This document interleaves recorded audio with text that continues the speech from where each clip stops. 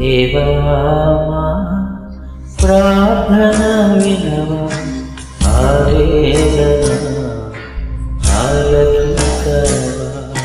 దేవా మా ప్రార్థన వినవా, ఆవేదన ఆలకించవా. నీ ప్రజల కన్నీరు చూసి దాటి వెళ్ళకు ప్రభువా,